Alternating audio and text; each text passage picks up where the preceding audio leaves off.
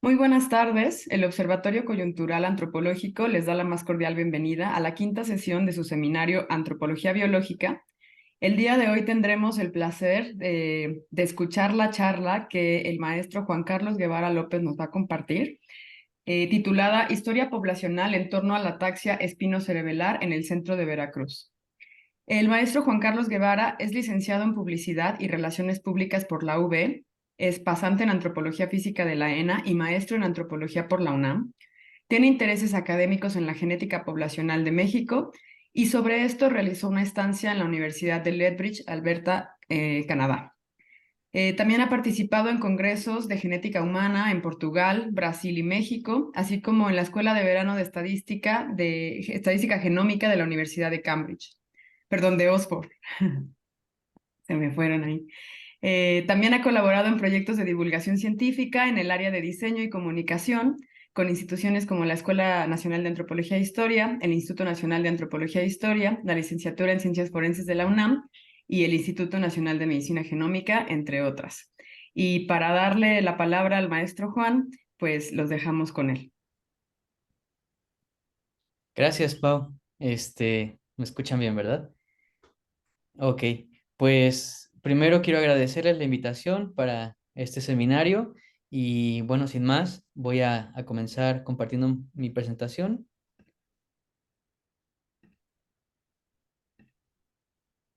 Ahí debe estar, ¿no? Bueno, pues mi presentación se llama... antes de comenzar, ¿me podrían permitir compartir el link, el enlace por liga, por WhatsApp? No sé si se pueda. Es que me dicen por ahí unos familiares que no les sale todavía. No sé cómo compartirles. En Facebook ya estamos al aire y Ok, solamente es una cuestión de unos menos de 2 minutos que pueda salir por YouTube, pero en cuanto ok, lo tengamos te lo pasamos. Pero en ok. Facebook ya estamos. Bueno, muchas gracias. Bueno, entonces ahora sí empiezo. El título de mi presentación es Historia poblacional en torno a la ataxia espinocerebelar tipo 7 en el centro de Veracruz. Este trabajo que presento fue mi trabajo de tesis de la maestría en antropología en la UNAM. Y, y bueno, también este trabajo lo hice con mi tutora, la doctora Sandra Romero Hidalgo. Ella es del Laboratorio de Genómica Computacional del INMEGEN. Bueno, entonces comenzando, quisiera hablar de manera muy breve, más o menos qué va a contener esta presentación. Primero, quiero hablar que ese es un trabajo de antropología física o antropología biológica, en el cual yo mezclo tres aspectos importantes para poder entender la historia familiar detrás de esta enfermedad, que es la ataxia espinocerebelar tipo 7 o SK7. Entonces yo mezclo tres ejes principales, que es la genética de poblaciones, las genealogías, o sea, la historia familiar en entrevistas, y también los registros históricos. Con ello yo trato de hacer un cruce multidisciplinario desde una perspectiva de antropología biológica, ¿no? Entonces voy a hablar acerca del planteamiento del problema, la justificación, los objetivos, el diseño de investigación, mis resultados y por último la discusión y la conclusión. ¿Sí? Ok, entonces, comenzando con el planteamiento del problema, tenemos que esta enfermedad, la ataxia espinocerebelosa tipo 7 o SK7, es una enfermedad muy rara, una enfermedad genética que causa una degeneración progresiva del cerebelo. Eh, entonces, los individuos que tienen esta enfermedad paulatinamente tendrán en su cerebelo un deterioro, lo cual causa una descoordinación en el movimiento de todo su cuerpo.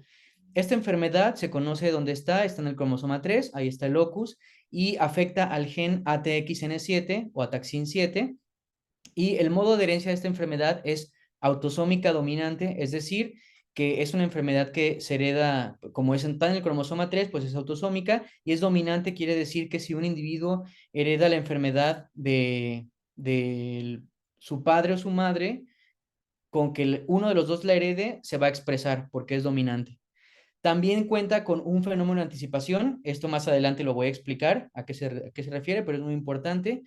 Y bueno, es una enfermedad que tiene una variación fenotípica dependiendo del número de repeticiones o de la longitud del gen afectado. Entonces, dependiendo si las personas que tienen la enfermedad tienen una repetición en esta región del genoma de este triplete de CAG, de citosina, adenina y guanina, entre menos tenga, digamos, es una penetrancia menor. Y entre más tengan, es una penetrancia más fuerte. Entonces, un individuo que tiene en esa región del genoma esos tripletes de CAG de manera repetida de entre 28 y 33 es un individuo que no tiene la patología. Mientras que si pasa de 28 en adelante, sí podemos ver patología, pero pues depende también de cuántos, ¿no? Entonces, hay quien tiene de 34 a 36 repeticiones, tendrá una penetrancia reducida, pero hay personas que se han encontrado con un número de repeticiones muy alta, más de las 400, 460, y entonces ahí la penetrancia es muy fuerte, ¿no? Muy completa. ¿A qué se refiere esto? Quiere decir que entre mayor número de repeticiones o de longitud tenga este gen afectado, entonces mayor severidad tiene la enfermedad. Entonces, quien tiene más repeticiones, la enfermedad se presenta de manera más severa y también más joven empiezan los síntomas. Y al contrario, quienes tienen menor número de repeticiones, la enfermedad empieza durante las épocas más tardías y, y también los síntomas son más severos. Bueno, también quiero decir que esta enfermedad no tiene un tratamiento médico hasta hoy en día, no existe ninguna forma de tratarla. Existen sí tratamientos para poder un poco paliar los síntomas, pero hasta el momento no hay un tratamiento médico eficaz. Y es una enfermedad muy rara. A nivel mundial se estima que la prevalencia es de 1 en 300,000 habitantes. Sin embargo, en Veracruz ocurre un fenómeno muy importante porque aquí alcanza la prevalencia más alta a nivel mundial, sobre todo en la parte central del estado de Veracruz. Tiene una prevalencia, perdón, de 423 sobre 100,000 habitantes, y eso es contando toda la región que incluye la ciudad de Jalapa, que es bastante grande, pero si solamente contáramos a los municipios que están afectados, esta prevalencia es aún mayor. Entonces, es la prevalencia más alta a nivel mundial de esta rara enfermedad. Permítanme un minutito, ahora sí voy a compartir el enlace. Este, un minutito nada más. Sí, mientras aprovecho, Juan, para comentarle a las personas que nos están mirando que pueden hacer preguntas y comentarios en los enlaces que están disponibles, que es el enlace de Facebook en la página del Observatorio Coyuntural Antropológico y en el enlace de YouTube también de la página del observatorio. Están todas las ligas en las páginas oficiales del observatorio para que puedan compartirnos algunas dudas o comentarios que tengan sobre la charla. Gracias. Ok, ahora sí ya lo mandé también. Bueno, ok, entonces continuando, pues este fue el planteamiento del problema, lo que constituye la enfermedad. Eh, entonces, hablando de Veracruz, ¿por qué ocurre esta prevalencia tan grande que les platicaba? Bueno, dos estudios en el 2014 salieron que trataron de abordar el por qué ocurre esta alta prevalencia, y en ambos estudios se llega a la conclusión de que muy probablemente ocurrió un efecto fundador en época pasada en esta región de Veracruz. Entonces, los dos estudios son primero el de García Velázquez y colaboradores en 2014 y el de Magaña y colaboradores también en 2014. García Velázquez y colaboradores hablan de que hay un efecto fundador de una población que llegó del País Vasco muy probablemente, y esto lo analizan a través de STRs y SNPs en el cromosoma 3, mientras que Magaña utiliza también STRs, pero del cromosoma Y, y entonces ambos también sacan esa conclusión de que muy probablemente ocurrió un efecto fundador de una población que viene de Europa. Es decir, la enfermedad no se habría generado aquí en México, sino que se habría generado en algún momento de la historia en Europa, y en algún momento habría venido por migración hacia México, ¿no? Esto se puede ver porque las personas que se analizaron en estos estudios en 2014 muestran indicios de un haplotipo común en toda la región. Entonces, todas las personas de toda esta zona geográfica de Veracruz, que abarca varios municipios, todos tienen un haplotipo común y por lo tanto comparten un ancestro común.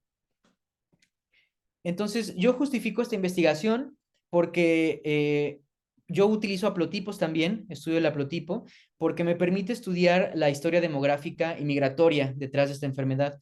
Estos estudios previos, que fueron mis antecedentes, si bien sí analizan el haplotipo con estos marcadores genéticos, hace falta un poco más profundizar en la ancestría de este haplotipo, ¿no? Ya se sabe que hay una conexión entre todos los casos del centro de Veracruz, pero cómo este efecto fundador ocurrió en el estado, ¿no? ¿Cómo ocurrió? ¿De qué manera? Entonces, no solamente uso el haplotipo, que es decir, la parte genética, sino también utilizo genealogías para estudiar la historia familiar y la filogenia de este grupo poblacional. Bueno, mi hipótesis es que esta alta prevalencia de esta enfermedad en la región central de Veracruz, con un énfasis en el municipio de Tlaltetela, se debe a este efecto fundador, que ya se había mencionado previamente, que ocurrió durante el poblamiento del lugar, y por lo tanto voy a poder identificar un haplotipo común entre todos los individuos afectados por la enfermedad, que tiene además un origen geográfico en Europa y que tuvo un surgimiento previo a la migración europea durante la época colonial en esta región, y entonces voy a encontrar una congruencia entre los datos genealógicos y los genéticos. Entonces, mi objetivo es caracterizar a esta población, este grupo de familias, tanto por la genealogía como por la genética, y bueno, también de esta manera poder entender los aspectos sociales y hereditarios que dieron lugar a este efecto fundador, que es un fenómeno de la migración humana y que ocurrió hace ya en el pasado, ¿no? Y que dio por resultado esta alta prevalencia, y de nuevo mezclando tanto la genética de poblaciones como el análisis de registros históricos, como la historia familiar a través de la genealogía. Bueno, yo me di a la tarea de conseguir muestras.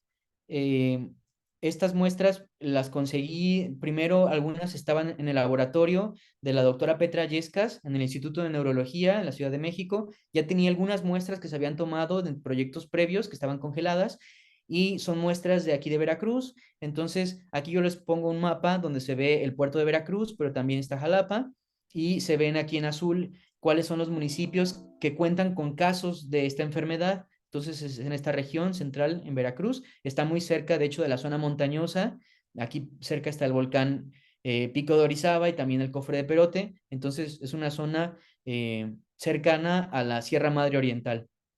Por otro lado, también conseguí muestras, fui a hacer práctica de campo y obtuve muestras en campo en España, dado que la hipótesis pues es que las familias comparten una ancestría europea. Contacté personas que también tienen la misma enfermedad, pero que están en España. Entonces contacté a estas familias y fui allá a tomar las muestras. Entonces, las muestras que tomé de España son de estos tres lugares o de estas tres provincias, de Burgos, de Guadalajara y de Madrid. Entonces, también son parte del conjunto de muestras que analicé, ¿no? Bueno, aquí las pongo un poco más. Yo ocupé 41 muestras en total de México, de todos estos municipios, las principalmente del municipio de Tlaltetela, pero también hay de Jalapa, de Monteblanco, Limones, Tuzamapan, Teocelo, Jico, Coatepec y Lomas de los Carmona o Soledad de Doblado. Y también en España obtuve 10 muestras, 4 de Burgos, 3 de Guadalajara y 3 de Arganda del Rey. Estas muestras de ADN, una vez que ya extrajimos el ADN, lo limpiamos, lo dejamos ya listo para la genotipificación, que fueron 48 individuos en total, más otros que ya tenía guardados, ya secuenciados, ya genotipificados, aplicamos el microchip Infinium Multiethnic Global Bed Chip de Illumina, con el cual obtuvimos 714.238 marcadores de un solo nucleótido para todos estos individuos, ¿no? Y bueno, otros 3 individuos que completaron mis muestras totales ya habían sido previamente genotipificados con el microchip Affymetrix 6 en el 2014, y yo también los incluí en esta investigación. Aquí les pongo una imagen de cómo se veían mis geles de agarosa cuando yo descongelé las muestras que estaban congeladas. Pues primero había que hacer una cuantificación por medio de nanodrop para ver la pureza, la calidad y la cantidad del ADN, y si era apto o si ya se había degradado por el paso del tiempo, porque ya habían pasado muchos años que estaban congeladas, y si todavía podía de ahí obtener ADN que me pudiera servir para la investigación. Entonces aquí corrí mis pozos y al final se veían de esta manera, que ya estaban listos. Se ven las bandas bien, de que estaban con suficiente calidad, algunos con muy poquita. De hecho, las que traje de España, como ahí, pues por la dificultad de un viaje internacional de traer muestras de sangre, lo que decidimos con mi tutora fue que mejor trajera muestras de saliva, y lo que hice fue tomar hisopos, o sea, dar hisopos, cotonetes, pues, y hacer como una frotis bucal dentro de la boca, y con eso capturar las células epiteliales con material genético, ¿no? Y ya eso lo guardé en un papel, en un sobre de papel y luego en una bolsa de plástico y me lo traje en el avión. Entonces, esas muestras son las que están hasta arriba, que tienen como mucha menos cantidad de ADN, por eso están mucho más débiles, pero afortunadamente todas funcionaron y todas fueron útiles para extraer el ADN, ¿no? Entonces, a las muestras de Veracruz las corrí en geles para poder cuantificarlas con el nanodrop y ya luego se metieron a secuenciación. Y a las de España se extrajeron, porque pues era primero la saliva, se hizo la extracción de ADN y ya después hicieron los geles, la cuantificación y ya después la secuenciación. La secuenciación se hizo con microarreglo en el INMEGEN. Ahí se hicieron. Bueno, además de la parte genética, también ocupé, les digo, los registros, el análisis de registros históricos. Entonces, yo analicé registros civiles y parroquiales del estado de Veracruz, de varios municipios, de Tlaltetela, de Cozautlán, de San Marcos, de Jico, de varios municipios donde yo sabía que había familias afectadas por la enfermedad. Entonces, ocupé una plataforma que se llama Family Search, que es de la Iglesia de los Mormones, y esta plataforma, ellos se dedicaron a tomar fotos de todos los registros históricos por una cuestión religiosa para ellos, ¿no? Pero yo la pude utilizar, entonces empecé a analizar todos los registros y empecé a buscar por apellidos, y entonces analicé desde el año 1821 hasta 1949 los apellidos de las personas que yo ya sabía que estaban afectadas por la enfermedad. Entonces, también igual me fui a la parroquia a ver los bautizos, los matrimonios, las defunciones, todos estos registros para buscar incluso más atrás y pude ir incluso en las parroquias hasta 1590. Además, también ocupé un padrón, el padrón de San Marcos, Cozautlán y Huacán de los Reyes de 1791, que un compañero, Jorge Vela, fue el que me facilitó el poder analizar este documento que no ha sido publicado y que lo encontramos en el ayuntamiento de Coatepec para poder ver el padrón de los españoles de ese entonces, ¿no? O sea, yo siguiendo la pista, siguiendo mi hipótesis de que el origen de esta enfermedad viene de Europa, pues entonces habría que seguir la pista de la ancestría hacia los españoles, ¿no? Y curiosamente, cuando yo analicé estos registros, encontraba por ejemplo, en los registros de defunción, encontraba que había causas de muerte que se me hacían interesantes, por ejemplo, esta que dice aquí en la misma página, dos personas del mismo árbol genealógico, uno falleció de alferecía y otro falleció de parálisis, lo cual pues eran para mí datos interesantes porque son causas de muerte que podrían estar relacionadas con el padecimiento de la ataxia, ¿no? Alferecía, de hecho, es un término que en aquel entonces era un término médico, pero que, pues no, ahora no se utiliza, pero en aquel entonces era para, para hablar de cuando las personas morían asfixiadas, cuando ya no podían respirar más, ¿no? Entonces, eso podía estar relacionado con los síntomas de la ataxia.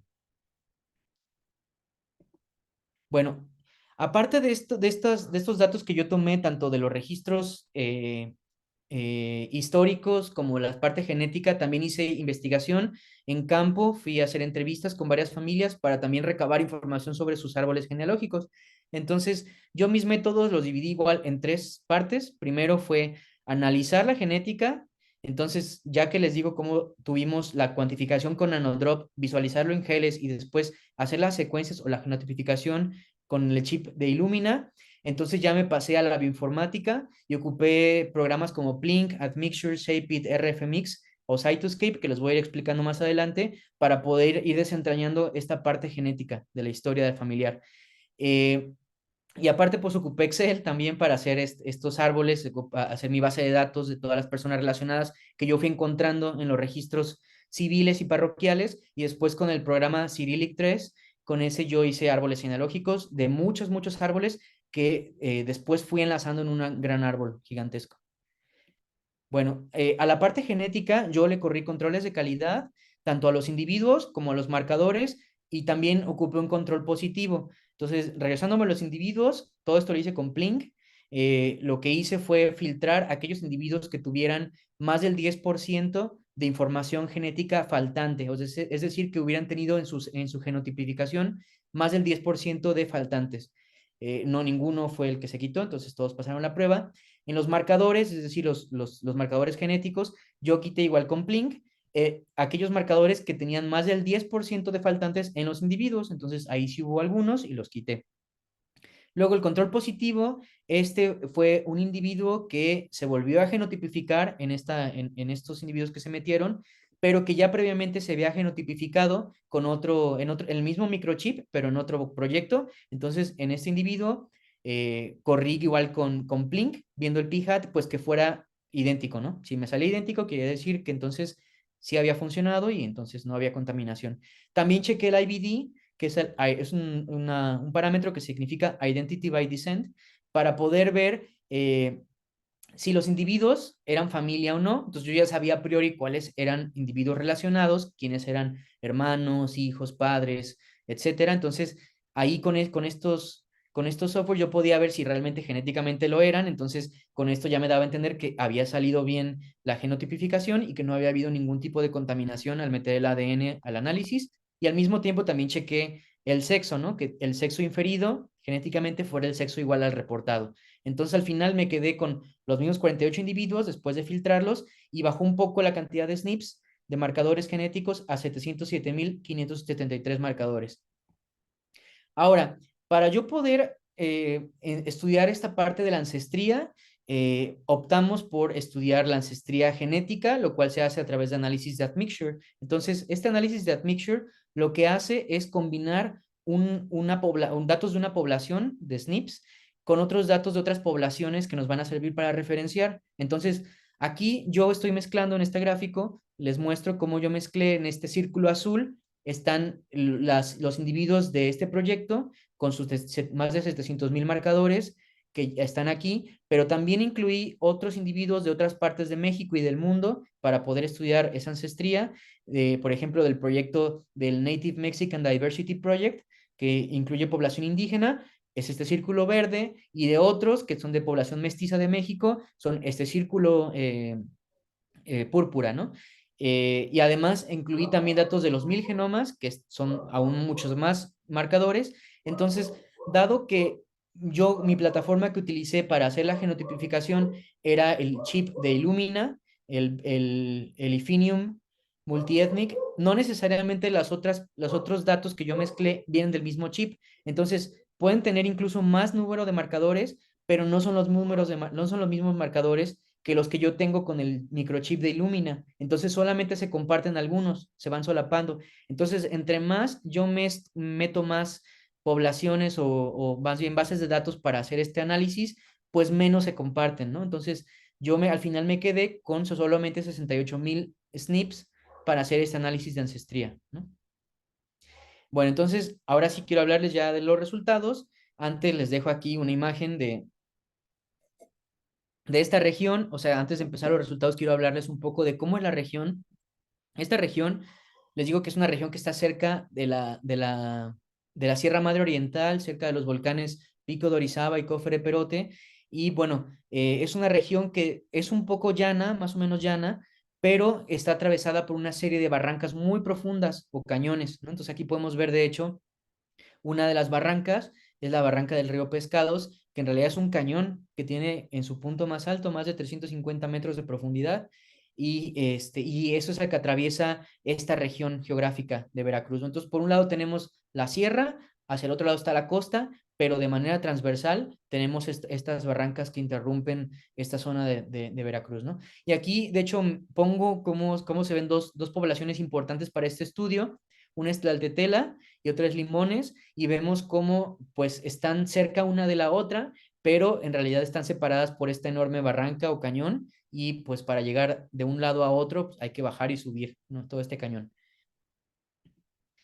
Hablando de los mapas, yo también analicé mapas antiguos de esta región, precisamente para poder entender cómo se dio el poblamiento de esta zona. Entonces, sabiendo que posiblemente el origen de esta enfermedad se remonta hasta la época colonial, empecé a buscar los mapas más antiguos que yo pudiera encontrar de esta zona, y este es el mapa de Constantino de la región de Jalapa, del cantón de Jalapa, de los años 1600, creo que 80, no me acuerdo bien exactamente, ¿no? Pero es una de las primeras representaciones en mapa de esta región. Entonces, este es el mapa original Aquí se pueden ver como algunas localidades. Se ve, por ejemplo, esta parte que parece como un castillo, es Jalapa, que es la ciudad más grande. Se ve aquí también Coatepec y otras regiones, ¿no? Pero pues como ya no se podía ver muy bien este mapa, con ayuda igual de algunos otros artículos que consulté, pude encontrar los nombres de las localidades, ¿no? Igual también Jorge Vela, otro compañero, fue el que me ayudó también a ver cuáles eran los nombres de estas localidades de esta parte de la colonia, ¿no? En esta época colonial. Entonces, centrándonos en esta parte de aquí, en esta porción de más arriba, hice una ampliación y aquí está como la misma parte, pero con los nombres. Y aquí vemos a Jicochimalco, que hoy en día es Jico, Veracruz. Vemos aquí también este grandote que es Izhuacán de los Reyes y sus objetos, que es el pueblo de Izhuacán hoy en día. También está Santiago Ayahualulco, y también hay otros que reconocemos hoy en día como San Martín Cozautlán. Otros, sin embargo, yo no los reconozco, pues, porque ya no tienen este mismo nombre o cambiaron o quedaron muy pequeños, ¿no? Pero el chiste es que yo ya podía ver que toda esta zona donde yo me voy a centrar esta investigación, ya había estos pueblos, ya existía desde ese momento asentamientos que se remontan algunos desde la época prehispánica y que recibieron flujo de población europea, ¿no? Durante la época colonial. En especial, pues los asentamientos más grandes que tienen estos nombres, ¿no? Bueno, siguiendo, vemos este otro mapa que ya es un poco más adelante en la historia, y este es el mapa igual de la zona central de Veracruz, donde vemos aquí en esta parte está la costa, aquí está el puerto de Veracruz, y hacia acá están los dos volcanes, el Cofre de Perote y el Pico de Orizaba, la Sierra Madre Oriental, y esta es la zona en la que yo me voy a centrar el estudio. Haciéndole un acercamiento a esa zona, podemos ver cómo en este mapa ya se muestra algunas localidades que para mí van a ser importantes para estudiarlas, por ejemplo, Tuzamapan, El Pinillo, que ya es una localidad que pertenece al municipio de Tlaltetela, aunque todavía no existía Tlaltetela, El Pinillo ya existía, era muy antiguo. Igual San Bartolo, Axocuapan ya existía, igual ya existía Izhuacán, Teocelo, pero no aparece ni Tlaltetela ni Limones, que son las dos localidades más importantes para mí en esta investigación. Aún no aparecen en estos mapas, ¿no? Posiblemente es porque en este entonces todavía no estaba poblada esta región de aquí. Entonces, para este entonces, si es que la enfermedad de la ataxia llegó por la migración europea, aún no se localizaba en esta región, ¿no? Todavía estaba en otro lugar, en algunas otras familias, pero todavía no en esta región. Bueno, más adelante, conforme avanza la historia, acaba la época colonial, ocurre la independencia de México y empieza la vida de las haciendas. eh, las haciendas, pues existió en esta zona de Veracruz muchas haciendas, era una zona de muchas haciendas, pero una de las más grandes fue la hacienda de Tuzamapan, que está ahí en el municipio de Coatepec, pero que colinda con estas localidades que yo voy a estudiar. Entonces, la hacienda de Tuzamapan fue muy grande y de hecho, pues en el pasado involucraba lo que hoy en día son eh, municipios completos, ¿no? Ya cuando se truena la hacienda de Tuzamapan y se reparten las tierras, entonces se crean otros nuevos municipios, pero en aquel entonces la hacienda trascendía a lo que hoy en día es Tuzamapan y llegaba a casi todo lo que es el municipio de Tlaltetela y de Cozautlán. Entonces aquí podemos ver cómo en esta parte yo hago un acercamiento, está la hacienda de Tuzamapan y aquí se ve el camino que ya atraviesa las barrancas, ¿no? Esa foto de barrancas que yo les puse es el camino que hay que tomar si uno quiere ir de Jalapa a la ciudad de Huatusco o de Orizaba, ¿no? Entonces por ahí se tiene uno que pasar. Ya aparece el camino en ese entonces y también el camino del otro lado, esta es la barranca, el camino que comunica a las otras localidades que están del otro lado de la barranca, ¿no? Entonces vemos aquí que aparece Izhuacán, vemos que aparece el Rancho de Fernández, Rancho del Volador, que ya son localidades que sí aparecen ya en la memoria de los nativos de esta región, ¿no? Pero aún así no hay mención todavía ni de Limones ni de Tlaltetela, ¿no? Y esto ya estamos hablando de 1850 y tantos. Bueno, y yo aquí puse un mapa actual que yo elaboré de los municipios afectados de las principales poblaciones. Vemos aquí Izhuacán, que está más cerca de la sierra. Vemos a Cozautlán, a Teocelo, Jico, Coatepec y Jalapa como la ciudad principal, ¿no? Entonces vemos aquí cómo está Tlaltetela y Limones, que estas son las áreas que me interesan estudiar porque es donde hay más alta prevalencia de esta enfermedad. Y podemos ver que en realidad no están tan lejos una de la otra, ¿no? Tlaltetela de Limones, pero es muy difícil cruzar la barranca En auto no se puede, ¿no? Porque no hay un puente, es muy grande, ¿no? No se puede. Entonces, en el pasado, antes de que existieran los automóviles, las personas cruzaban la barranca a pie o en caballo o en mula.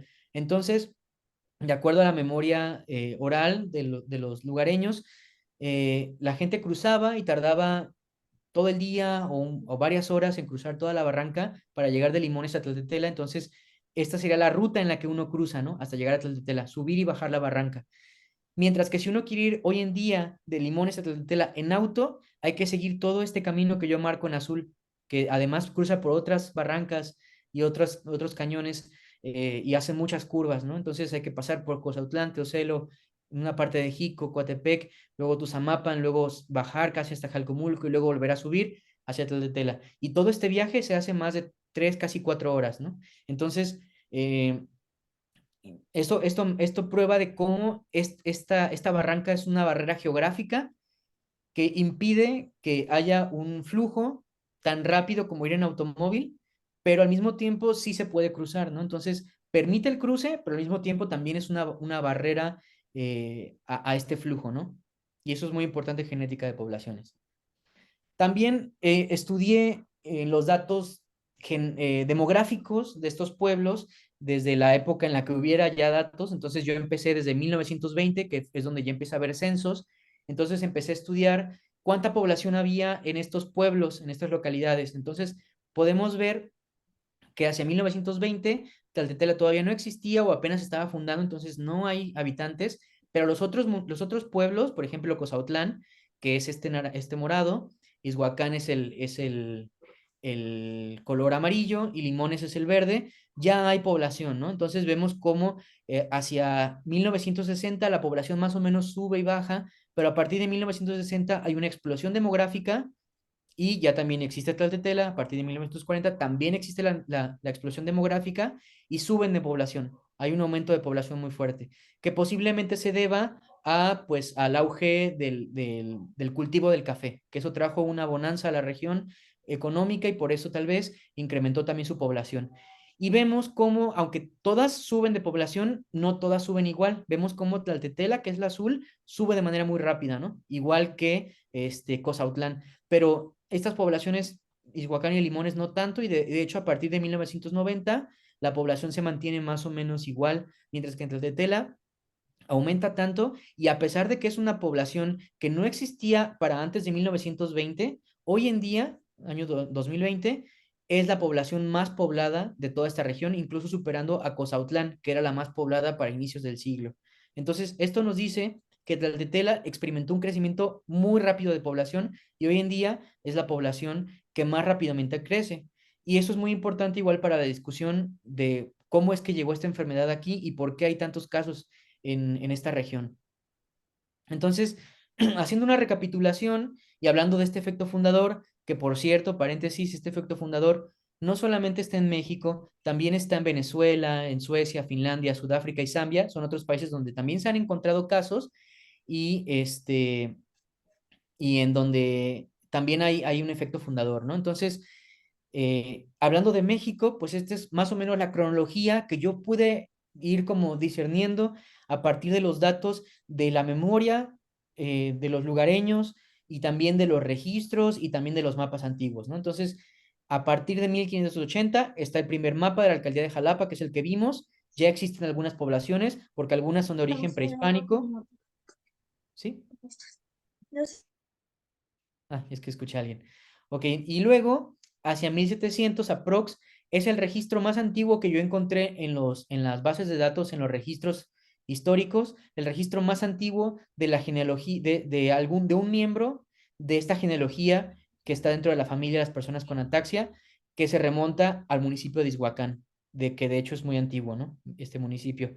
Luego ocurren la migración de Izhuacán hacia Cozautlán, que es un poquito más bajo, ya se alejan un poco de la sierra hasta los llanos. Entonces aquí ocurre una migración de población de Izhuacán hacia Cozautlán, donde posiblemente pudo haber migrado familias con esta enfermedad. Después de esta migración ocurre el primer censo de españoles en toda esta zona de Izhuacán, en donde yo ya encuentro algunas familias relacionadas con esta gran familia de personas con ataxia. Entonces yo ya encuentro indicios de personas de ancestría española que se relacionan directamente como ancestros de estas familias y que ya los puedo ver aquí en 1791.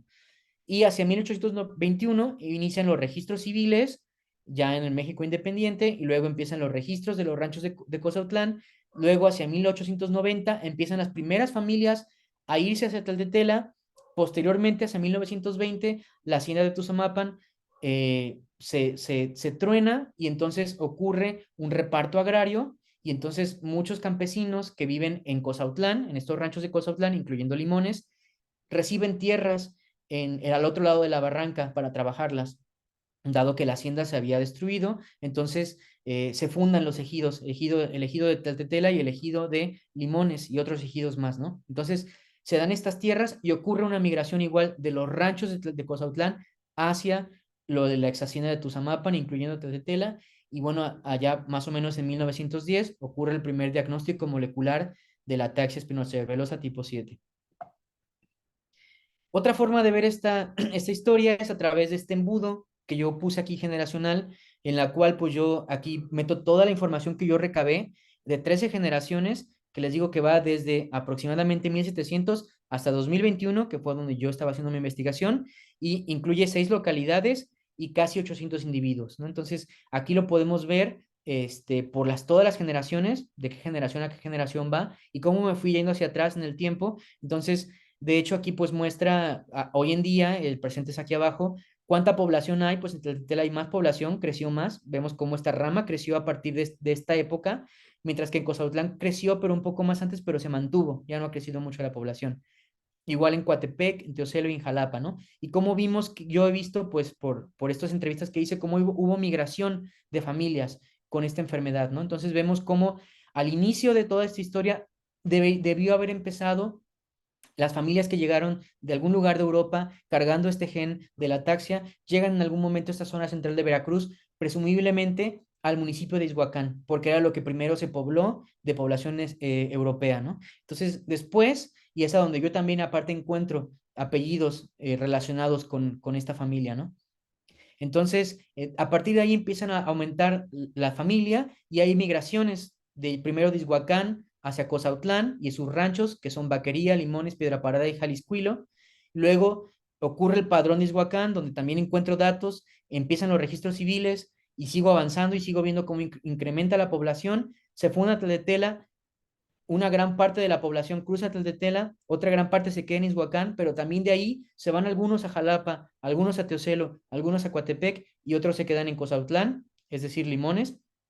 Y por eso, pues hoy vemos en este momento cómo se distribuye la población afectada por la ataxia en esta región. Otra forma de ver también este mapa, esto es a través de un árbol. Este es el árbol más grande que hice. Yo les dije que a través de los registros históricos fui haciendo muchos árboles genealógicos y después fui enlazando todos los árboles en un solo árbol gigantesco que involucra casi a 800 individuos y aquí está el árbol genealógico, ¿no? Entonces tiene los mismos colores. Azul es Tlaltetela, verde es Cozautlán, incluyendo Limones, y los otros colores, Celo, Coatepec, Jalapa, ¿no? Otros lugares. Entonces vemos, por ejemplo, aquí ocurre una migración de esta familia. Esta familia migra en esta época, alrededor de 1920, y esta familia, aquí venía el gen afectado a Tlaltetela. Entonces, esta familia dio origen a una gran parte de las personas afectadas en Tlaltetela, pero no fue la única que cruzó Tlaltetela, ¿no? En otras generaciones hubo otros cruces de la parte verde, que es Izhuacán, hacia la parte azul, que es Tlaltetela, pero incluso también hacia la parte de Teocelo y de Coatepec y de Jalapa, ¿no? Entonces aquí vemos, pero incluso esta parte verde vino también de una parte amarilla, que yo represento como Izhuacán, Izhuacán de los Reyes, que es el municipio más antiguo de esta región, al cual llegaría primero esta hipotética familia afectada por la ataxia y habrían sido solamente una sola familia la que dio origen a todo el abanico de familias afectadas en toda la región y por eso se habla de un efecto fundador, ¿no? O sea, en este mapa se ve muy claramente ese efecto fundador, tanto a nivel de un municipio, por ejemplo, este cruce, se podría decir que es un efecto fundador, de magnitud más pequeña, pero en general en todo el estado de Veracruz ocurrió aquí este cruce eh, de migratorio de Europa hacia México. Bueno, ya analizando la genética, entonces yo hice una red, primero, o sea, sacando como todos los datos genealógicos y de genéticos de las personas, hice una red de parentesco para ver si es verdad que todos los individuos de Veracruz eran parientes, o sea, todos los individuos, aún fueran de Soledad de Doblado, de Limones, de Tlaltela, de Coatepec, de Teocelo, de Jalapa, todos ellos, aunque no se conozcan, la hipótesis decía, tienen un ancestro común, todos son parientes, aunque sean lejanos, pero son parientes porque comparten el origen común, porque tienen la taxia, ¿no? Entonces sí, efectivamente todos los individuos están relacionados. Aquí ven, aquí muestro en esta gráfica, todos los puntos son un individuo. Ahí le puse de dónde son, también el color de dónde son. Y pues entre más cercanos estén los puntos y más gruesa esté la línea que los une, es el tipo de parentesco, ¿no? Entonces, un parentesco de esta línea azul fuerte es un parentesco de primer grado, que significa o son hijos o hijas o padres de alguien de ellos, o son hermanos o hermanas, ¿no? Es un primer grado. La línea que sigue es el segundo grado, quiere decir o son primos, o es su abuelo, o es su nieto, y así nos vamos aumentando los grados de parentesco hasta llegar al séptimo grado, que es lo más que pude llegar ocupando los programas de inferencia de parentesco, que fueron King e IBIS, estos programas de bioinformática. Para poder estimar el parentesco solamente me permitieron llegar hasta el séptimo grado, ¿no? Y séptimo grado se dice pronto, pero en realidad es muy profundo en el tiempo, ¿no? Porque un séptimo grado es como si yo dijera, yo 7 grados hacia arriba, ¿no? Entonces sería mi tatarabuelo o más atrás, ¿no? O 7 grados en manera horizontal sería mi primo en séptimo grado. O sea, imaginen la diferencia genealógica que tendría eso, ¿no? La distancia, pero aún así me permite enlazarlos, ¿no? Entonces, hay mucha conexión entre Limones y Tlaltetela. Podemos ver aquí cómo Teocelo, Tlaltetela, Limones son los más cercanos, y un poco más lejanos están el clúster de Monteblanco y de Jalapa con Jico, ¿no? Entonces, sí hay ya varias ramas, pero bueno, todas las ramas al final al menos tienen esta conexión y es esta madeja, ¿no? ¿Y qué pasa en España? ¿Qué pasa con los españoles? Bueno, en España también están estas relaciones, pero no se relacionan entre sí, ni ellos con los de Veracruz, al menos en séptimo grado de parentesco. Esto no significa que más tiempo atrás no se hayan relacionado, no sean familia, ¿no? Recuerden que yo en esta gráfica pasada, aquí yo me iba 13 generaciones. Entonces, 13 generaciones, ni siquiera en México puedo irme tan atrás en materia genética, ¿no? O sea, aquí solamente muestro hasta este punto, ¿no? Hasta el séptimo grado, si es que me voy hacia atrás. Entonces, no es que estos individuos no se conecten entre sí, sino más bien que si se conectaran, no tienen un séptimo grado de parentesco, sino un, al menos 13 o 15 o más grados de parentesco, lo cual es muy difícil detectar con este tipo de metodologías. Ahora, para hacer el análisis de ancestría genética de esta población de Veracruz, ocupé población de referencia, que les decía que yo mezclé de otras bases de datos. Entonces, de México, yo integré poblaciones de referencia de otras poblaciones mestizas, por ejemplo, de la Ciudad de México, de Jalapa, de Yucatán, de Guerrero, de Tamaulipas, Zacatecas, etcétera, pero también población indígena para poder analizar integré datos de población maya, tzotzil, zapotecas, triquis, nahuas, purépechas, huicholes, tepehuanos, etcétera, ¿no?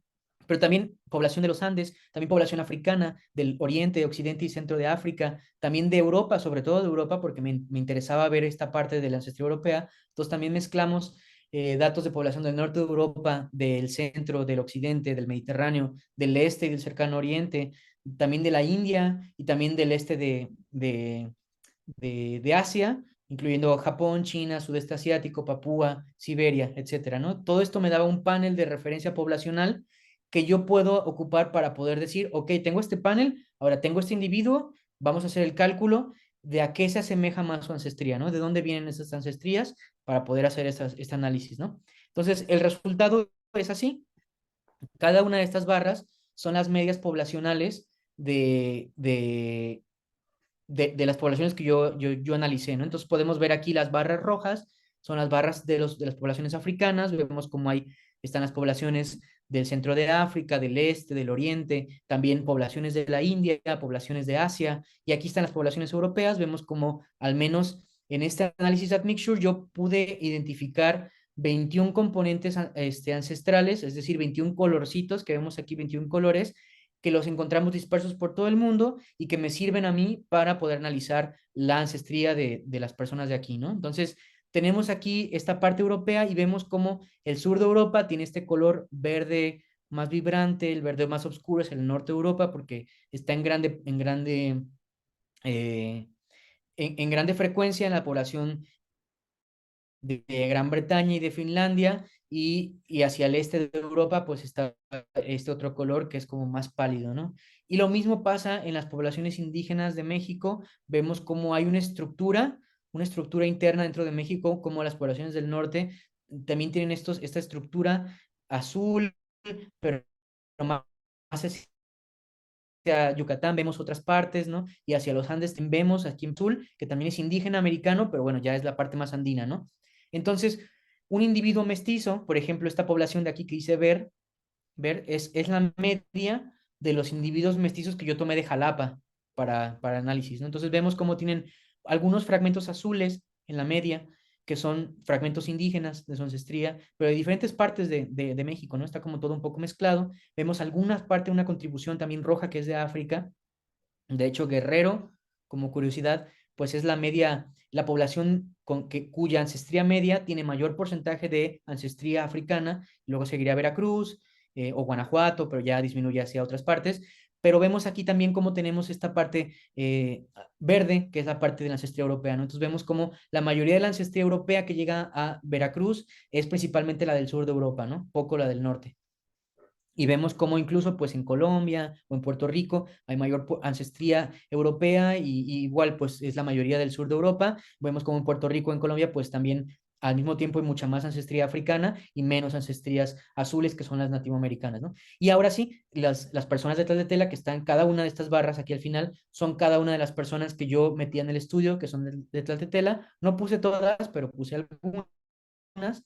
Entonces vemos cómo tienen estas partes azules que son sus ancestrías indígenas, pero también tenemos estas partes verdes que son las de Europa, ¿no? Y vemos cómo casi todas tienen esta parte de la ancestría europea del sur, ¿no? Pocas tienen de otro lugar. Y las que tienen casi todo verde, pues son los individuos que yo traje de España, que obviamente pues no, se esperarían que no tuvieran mucha ancestría indígena, ¿no? De nativo americana, pero más europea y vemos como incluso tienen también contribución muy fuerte del este de Europa, ¿no? Y son las tres familias que están en las tres provincias que yo visité en España, ¿no? Entonces se parecen, pero pues son diferentes, ¿no?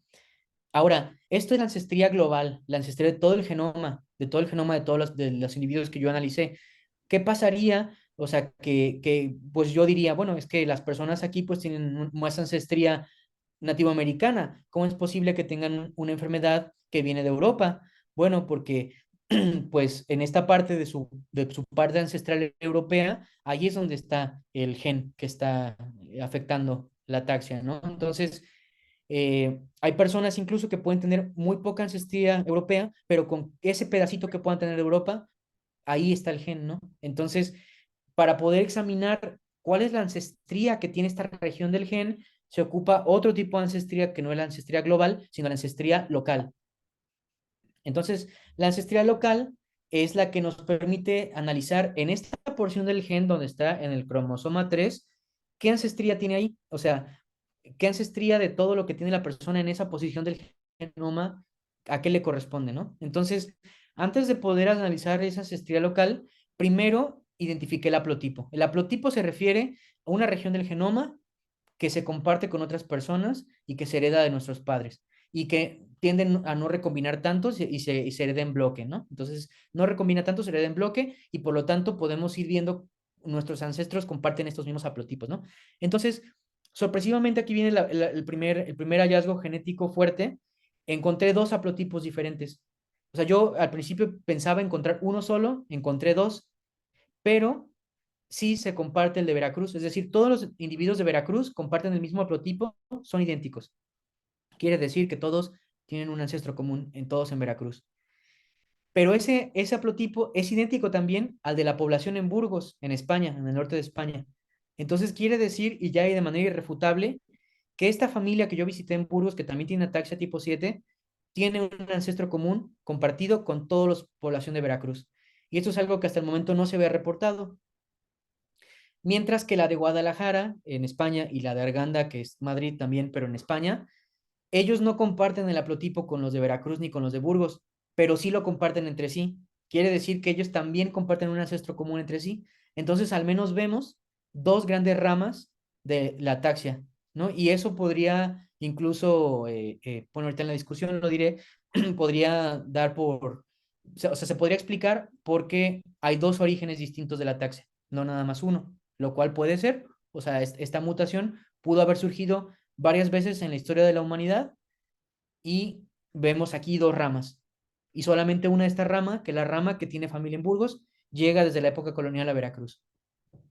Ahora, para analizar esta ancestría local de este haplotipo, lo que hice fue pues fasear los datos. Faseo es hacer una inferencia de qué partes del genoma heredo de mi padre y qué parte de mi madre. Eso es el faseo, que lo hice con ShapeIt. Y luego con RFMix hice la inferencia de la ancestría local de esta región del genoma. Identificamos el haplotipo, está entre estas posiciones y está dentro de esto. Hay 725 SNPs de estos marcadores que yo ocupé las mismas poblaciones de referencia o parecidas, y entonces encontré que en España están todos en esta región del genoma, todas tienen ancestría europea, y en México, estos individuos afectados por la ataxia, algunos tienen solamente europeo, o sea, las dos alelos, los dos alelos de su genoma son europeos, mientras que alguno de sus alelos es americano y el otro es europeo, pero todos, sin excepción, tienen uno europeo y uno americano. Entonces, como esta enfermedad es dominante, entonces con que uno sea europeo y tenga la ataxia, va a dominar y se va a presentar la enfermedad, ¿no? Entonces, también esto está de acuerdo a la ancestría europea de esta enfermedad. Ahora, bueno, ya vamos a acabar, entonces para poder discutir todo esto, quiero hablar de nuevo sobre la historia geográfica, perdón, la geografía histórica. Y la geografía histórica, bueno, pues vemos cómo es una región que está atravesada por barrancas, lo cual es una barrera geográfica que impide el flujo migratorio. Entonces, cuando las poblaciones llegan en la época colonial a esta zona, cruzan, se instalan en la sierra, en Izhuacán, bajan a Cozautlán, luego se reparten tierras hacia los ranchos de Cozautlán, después se funda Limones y de Limones se brinca hacia Tlaltetela. Hay migración, pero esas migraciones están relativamente aisladas por estas barrancas, es decir, se puede ir y salir, pero no es algo que vayas a hacer todos los días, porque aunque estén cerquita, hay que bajar un cañón y volverlo a subir. Entonces, estas barreras geográficas son fuertes efectos geográficos que pueden hacer estos efectos fundadores, ¿no? Influyen en el flujo génico. Ahora, el fenómeno de anticipación que yo les había mencionado al principio de esta enfermedad, que significa que, pues entre esta enfermedad, conforme se va heredando, conforme pasan las generaciones, tiende, tiende a que el gen se incremente en repeticiones. Entonces, al final, tenemos genes más grandes conforme pasan las generaciones. Entonces, hoy en día, podemos encontrar individuos que tienen esta enfermedad, que son niños y niñas con esta enfermedad. Y en el pasado, eso no era muy común, porque en el pasado, las personas que tenían esta enfermedad tenían menos repeticiones del alelo afectado. Entonces, había menos longitud del gen y por lo tanto empezaban sus síntomas de manera más tardía y de manera menos severa. Entonces, muchas personas hace 100 años posiblemente desarrollaban la enfermedad, pero cuando ya eran ancianos. Mientras que hoy en día ha avanzado conforme se va heredando por este fenómeno de anticipación. Hoy en día hay niños que incluso están muriendo de esta enfermedad, ¿no? De hecho, es común ver en el pueblo, en los pueblos afectados, que empieza un niño con la enfermedad de ataxia, se desarrolla muy rápido y apenas su abuelo o su abuela empiezan con los síntomas también. Entonces, es un fenómeno muy drástico que dentro de todas las ataxias, la ataxia tipo 7, es la que presenta este mayor fenómeno de anticipación. También sobre el efecto fundador, como pudimos ver en las gráficas que les mostré, demuestro de manera empírica, con datos genealógicos, históricos y genéticos, cómo ocurrió el efecto fundador tanto a la llegada de la población europea a Veracruz, como ocurrió la migración de municipio por municipio, población por población, llevando este efecto fundador. O sea, de un lado se desprende una rama, funda un lugar, y ese es el efecto fundador muy importante en genética de poblaciones. Y por esto mismo, el efecto fundador tiene que ver como un embudo, o sea, como cuando pasa una población a otro lugar, funda un nuevo lugar, incrementa la población. Y todas estas poblaciones que ya viven ahí son descendientes de un pequeño grupo que cruzó de fundadores. Por eso es un efecto fundador y por eso mismo esta alta prevalencia de la enfermedad en esta región, porque en la época colonial hubo el cruce y entonces se incrementó por la bonanza económica, tanto del cultivo de café y ya más recientemente de caña de azúcar y de limón, entonces se incrementa la población y también incrementan los casos, ¿no?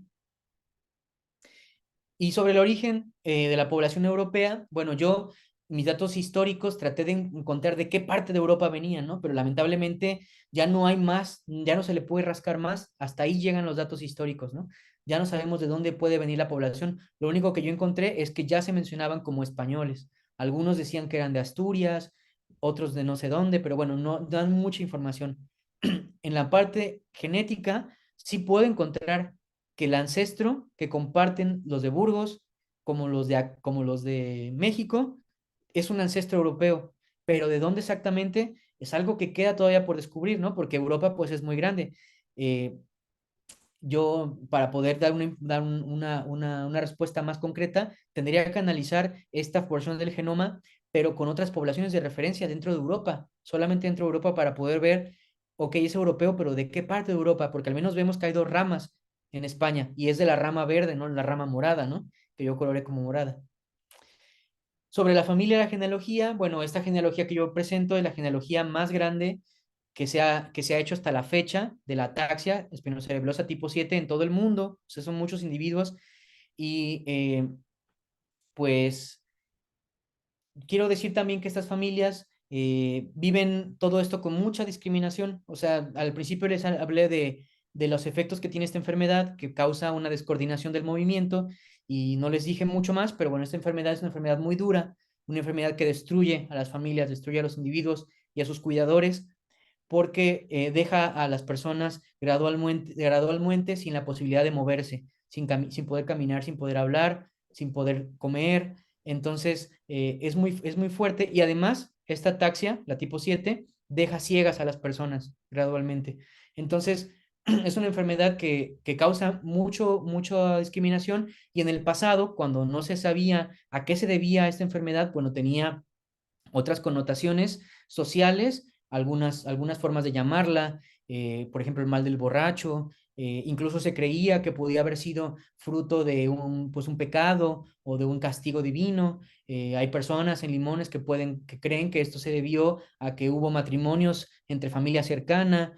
Otras personas pues piensan que es algo inmoral. Bueno, después cuando se da el diagnóstico genético, esto cambia, sin embargo, la discriminación no termina, ¿no? Sino que la discriminación ahora se medicaliza y, bueno, pues ya no se entiende en términos, pues más allá de la medicina, ¿no? Como términos, eh, pues sí, coloquiales, ¿no? Sino más bien ahora se traslada al árbitro médico, pero continúa. Entonces, ahora el estigma se traslada al apellido, se traslada a la sangre, ¿no? Entonces, continúa también ese estigma.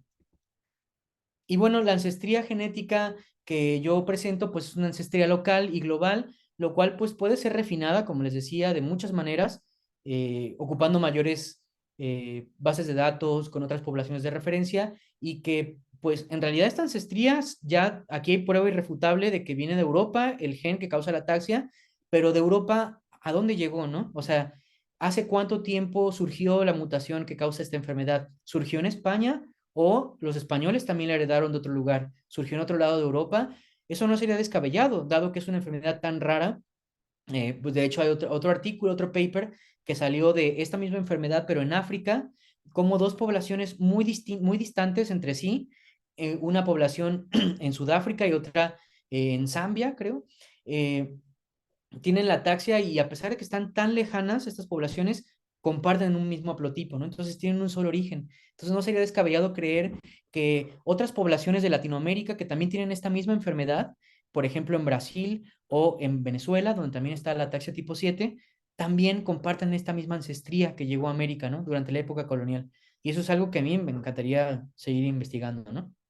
Bueno, ya para concluir, comencé diciendo que ese era un trabajo donde yo crucé tres cosas, ¿no? La genética de poblaciones, los registros históricos y la historia familiar, o sea, las genealogías, ¿no? Para poder hablar cómo fue este efecto fundador de la ataxia tipo 7 en Veracruz.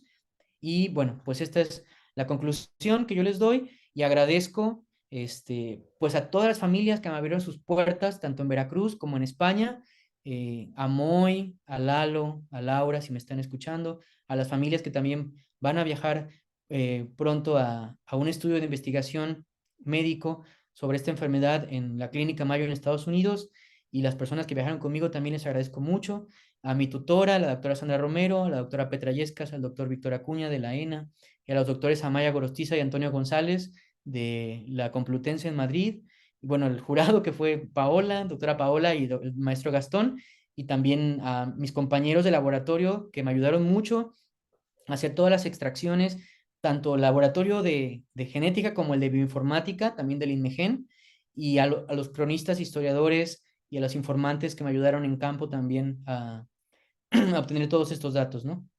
Y bueno, pues gracias. Tomar agüita porque se me seca la garganta. Muchas gracias, Juan. La verdad es que es un trabajo, yo te lo he dicho siempre, que está muy completo, que cuenta con todas las esferas de lo que la antropología biológica aborda, que es el aspecto de la diversidad cultural, pero también en este caso, pues tú hiciste el esfuerzo de poner en perspectiva tanto el pasado como el presente de un padecimiento que está afectando a personas con las que tú has tenido contacto directo y que te ha tocado ver también todo ese fenómeno de la discriminación, de la medicalización de su condición. Y creo que es un trabajo que a mí me gusta mucho. Abrimos el espacio para comentarios y preguntas de las personas que se encuentran conectadas con nosotros en el seminario. ¿Alguien quisiera preguntarle algo a Juan Carlos o comentar algo?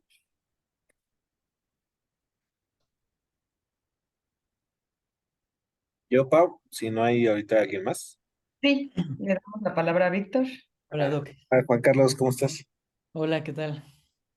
Oye, pues nada más, felicitarte, me da muchísimo gusto ver tu trabajo ya tan completo y, pues esta manera que tienes de haber integrado, genealogía, historias familiares y genética, pues creo que es un trabajo que se necesita mucho en México porque como que lo he visto de repente en genética comunitaria en algunos países, pero justamente aquí en México como que no he visto tantos trabajos con este enfoque y pues es muy impresionante la profundidad a la que llegas con la reconstrucción genealógica. Digo, la parte genética pues también está padrísima, es un trabajo muy completo, pero me impresiona pues la extensión de la genealogía que lograste realizar. Entonces, pues nada más felicitarte, Juan, y pues sigue adelante con tu carrera. Muchas gracias, Doc. Muchas gracias. Vale. Me parece que hay algunos comentarios, Moni. Sí, tenemos algunos comentarios en YouTube. Franklin Aristabal te manda saludos desde Colombia. Omar Pedraza, una investigación con alto grado humanista y compromiso científico, no solo por el interés académico, sino para ayudar a la misma comunidad, bien por nuestro colega, el maestro Juan Carlos Guevara. Y Luis Moreno te manda un saludo grande, maestro.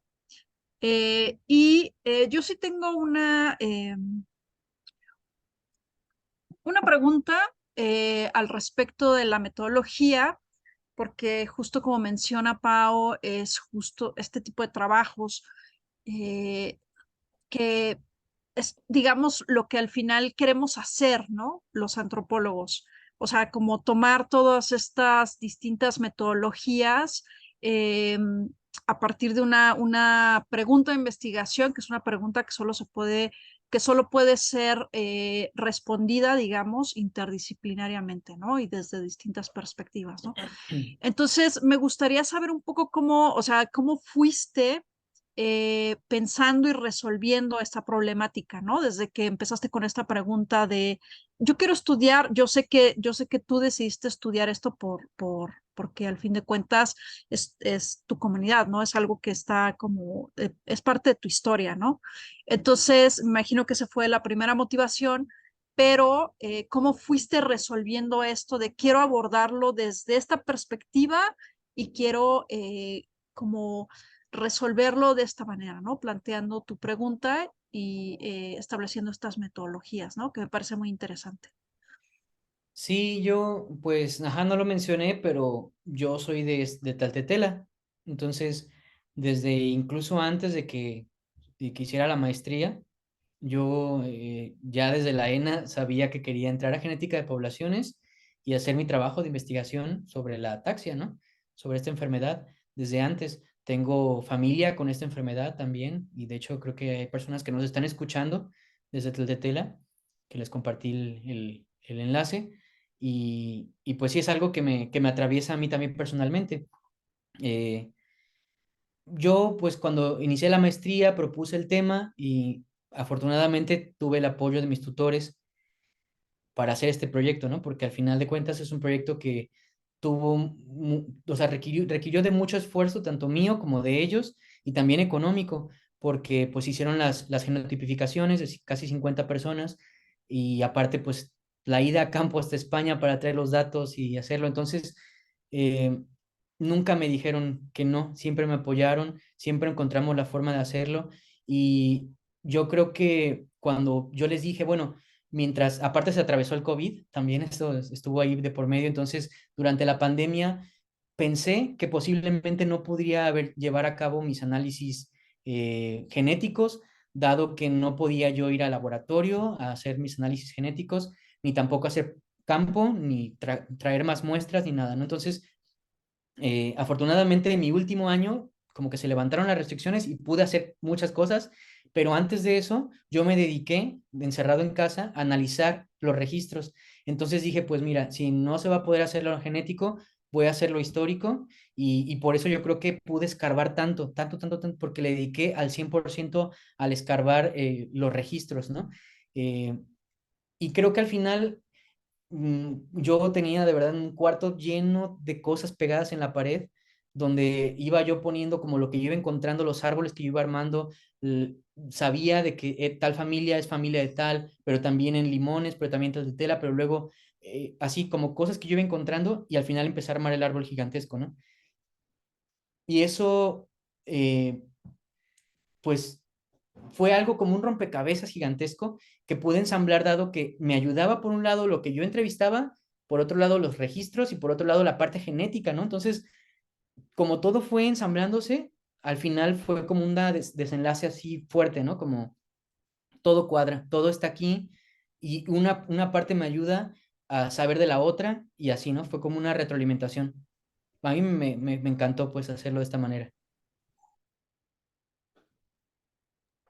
Muchas gracias, Juan, y felicidades por tu trabajo. Gracias.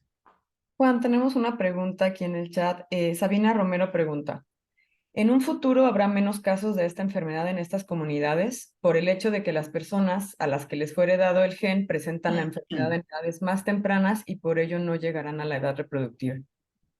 Pues yo creo que sí, o sea, yo creo que habría eso, porque este fenómeno de anticipación que yo les contaba es un fenómeno general, o sea, ocurre en todas las familias con esta afectación. Entonces, y se ve tanto aquí en México como se ha reportado en otros países como en Venezuela o en Brasil o en España, y también en España yo lo vi, o sea, como es muy común ver a los niños con la enfermedad y los padres apenas empiezan con los síntomas. Eso ocurre en todas partes porque es parte de la naturaleza de este gen, de esta forma en la que empieza la replicación. Entonces ocurren estos errores en la replicación y se aumenta, tiende a aumentarse, ¿no? Entonces, dado que esto ocurre así, también por eso mismo, hacia el pasado, esta enfermedad eh, pudo migrar de manera más fácil, ¿no? Porque no afectaba a los individuos sino hasta sus últimos años de vida, quizás. O incluso había personas que podrían haber muerto antes de otras causas, antes de tener los síntomas de ataxia. Entonces, no afectaba, digamos, ¿no? Hasta la edad reproductiva. Mientras que hoy en día sí, desafortunadamente vemos más individuos que les afecta de manera muy severa y que les afectará llegar a la edad reproductiva, ¿no? Entonces, yo creo que sí podría haber menos casos a medida de que, menos casos a medida de que, pues, hay una presión ahora, ¿no? En la cual que se está afectando a la población y que impide llegar a la edad reproductiva. Pero, bueno, este es el caso de aquí, ¿no? De Tlatetela. En otros lugares del mundo con esta enfermedad, puede que ese estadio de donde está de manera general la población, de qué longitud de los alelos tiene, puede ser diferente. De hecho, si yo hubiera hecho ese estudio hace 50 años, yo diría que la media de los enfermos son de personas de 30 a 40 años, ¿no? Entonces, no sabemos, por ejemplo, en qué otros municipios de Veracruz, en qué otros municipios de España o de otras partes del mundo tienen también este gen que está por desarrollarse apenas o que y solamente está como que afectando en la edad más tardía. Y de hecho, hay algunos estudios ya que se han hecho en otras poblaciones, por ejemplo en la India, donde se ve que ya existe esta mutación, pero en este estadio donde todavía no causa una patología, pero que ya se ve que empieza a aumentar, ¿no? Entonces, por eso es muy importante este tipo de estudios para la medicina, pues porque da una forma de estudiar qué poblaciones pueden estar en riesgo de ir en ese incremento hacia la parte patológica, ¿no? Gracias, Juan. Hay otro comentario aquí en el chat. Vladimir Palacios te dice, me gustó la forma en que conectó el rastreo de los genes a través de los registros históricos y el análisis cuantitativo de la ataxia. Nos da una idea de cómo realizar estudios que rastreen un tipo de gen que se relacione a alguna condición de salud a nivel poblacional. Y yo también tengo otra pregunta, Juan. Eh, con el conocimiento que se tiene ahorita con respecto al padecimiento, ¿cuáles podrían ser los siguientes pasos? O sea, ¿cuál es digamos, la estrategia la información que tú has contribuido también a al conocimiento de este padecimiento podría darle un poquito de luz a las personas que ya saben que podrían heredarle a sus hijos, por ejemplo, o que tú tienes? Pues esta investigación no es una investigación médica, ¿no? Siempre lo tuve claro, una investigación más antropológica, histórica, de genética de poblaciones, pero sí tiene implicaciones médicas. Entonces, al final, mm, el poder ver como cuál es el estadio a nivel poblacional de estos alelos afectados puede ayudar a los médicos que hacen políticas de salud pública para poder hacer prevención o, no sé, las personas que ya tienen la afectación pueden tomar decisiones sobre su vida personal, sobre su familia, ¿no? Y al mismo tiempo, el poder saber que esta no es una enfermedad que se contagia o que es una enfermedad que, pues, viene por juntarte con alguien o porque ocurrió por casarse entre familia cercana. O sea, esto también Te estamos perdiendo un poquito. ¿no? Que viven en la sociedad y que pueden afectar a entonces, yo pensar que mi investigación puede ayudar, ¿cómo es que llega, no? Muchas personas se preguntan el por qué.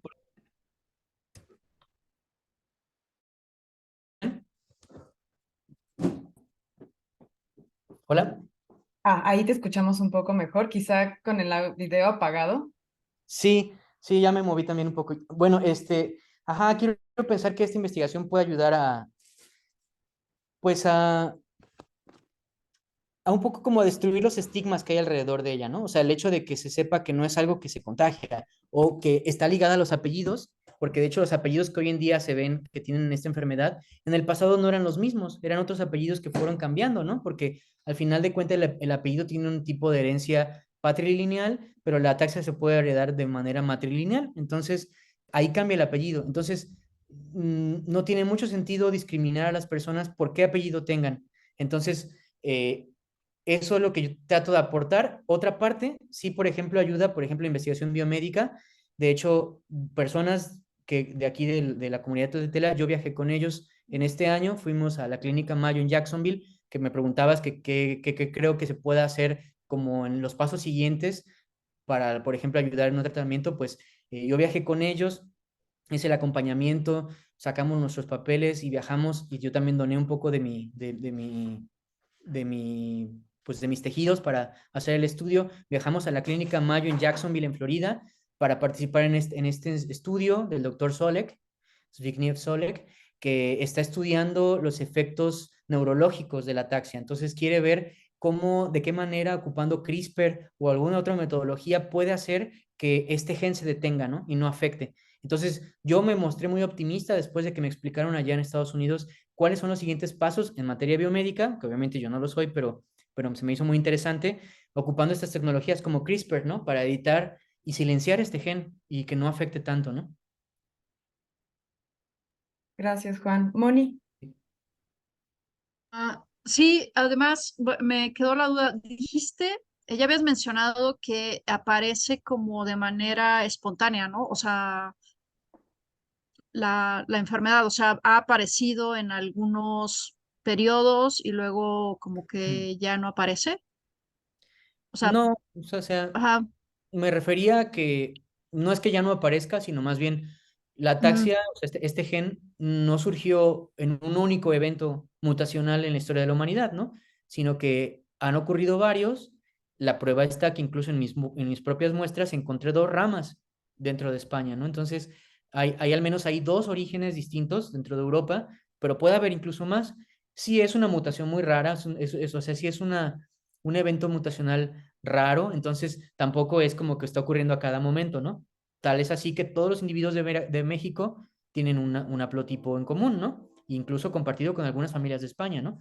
Pero pues yo diría, por ejemplo, que otras poblaciones más lejanas, tal vez las de la India, las de África, que también tienen esta enfermedad, posiblemente ahí fue otro evento mutacional diferente. Entonces, no sé, yo desconozco hasta qué punto, qué tan pues frecuente es la aparición de estos alelos afectados, ¿no? Dado que cuando aparecen no son alelos tan patológicos, ¿no? Que sino que apenas inician su camino hacia la patología y por lo tanto no sufren ninguna presión selectiva para que no avancen, sino hasta ya cuando ya es muy tarde. Pues si no tenemos más preguntas en el chat o en los canales de transmisión, le agradecemos al maestro Juan Carlos Guevara por la presentación de su trabajo sobre la ataxia espinocerebellar y pues esperamos verlo pronto ya terminando sus estudios de doctorado para ver con qué nos sorprende en el siguiente estadio. Y les invitamos a todos a que asistan a la sexta sesión que estará a cargo de la doctora Mashal Sojalil, con el tema Más allá de los haplogrupos continentales, redes genómicas para inferir la estructura poblacional humana, el día 29 de noviembre a las 5 de la tarde. Les recordamos que en el chat está el link para registrar su asistencia al seminario y les agradecemos a todos su presencia, particularmente al ponente que tenemos el día de hoy. ¿Quieres preguntar algo, Vic? Nada más comentarles de Mashal, que va a dar la charla el próximo mes. Ujú. Hoy se publicó su artículo, bueno, es de un equipo, pero hoy es la portada de la revista Nature, entonces si pueden echarle un vistazo. Sí, Nada lo más. puedes encontrar ahí en las redes sociales del observatorio para la divulgación y bueno, ahorita te respondemos, Sabina. Les agradecemos entonces a todos por... Pau, disculpa, es que creo que sí hay otra pregunta, no sé si de tiempo. Ah, sí, sí, Sí, Juan está en tiempo. Sí, como sí, quisieron una última pregunta, sí. Franklin pregunta, ¿en qué parte de este estudio consideró difícil el proceso de investigación? uy, pues hubo muchas dificultades, pero yo creo que la dificultad más grande que enfrenté fue la de eh, ir con las familias, porque aquí en Veracruz yo soy de la comunidad, entonces algunos me conocen, pero hay también ya cierta resistencia a participar en las investigaciones, por lo mismo de que ha habido mucha discriminación que incluso se ha generado desde la comunidad científica, o sea, no por los propios científicos, sino de consecuencia de, ¿no? Entonces, como no han entregado resultados al final, no han explicado de qué era la investigación, hay personas que creen que nada más les quitan la sangre y no les explican para qué es, ha habido como un poco de, pues sí, como de malos entendidos, y por eso mismo mucha resistencia ya para hacer esta investigación. Entonces, el ir a tocar puerta, así fue difícil para mí porque no todos abrían la puerta, y además es difícil también porque esta enfermedad es tan brutal para las familias que no es fácil hablar de esto, ¿no? Entonces, sí fue también para mí difícil pues tratar de abordar este tema y también pues ver este lado humano del sufrimiento, ¿no? Tanto aquí como en España, en los dos lugares lo viví, y eso fue para mí lo más complicado. Muchas gracias, Juan, también por compartirnos la experiencia de trabajar con un tema, pues, difícil, ¿no? Para ti personalmente y para las comunidades con las que trabajaste. Les agradecemos nuevamente su presencia y los esperamos en la edición del próximo mes, en noviembre. Así que, bueno, cerramos aquí la transmisión. Gracias a todos por su asistencia. Hasta luego, un abrazo a todos. Hasta Muchas luego. Un abrazo, gracias. Juan.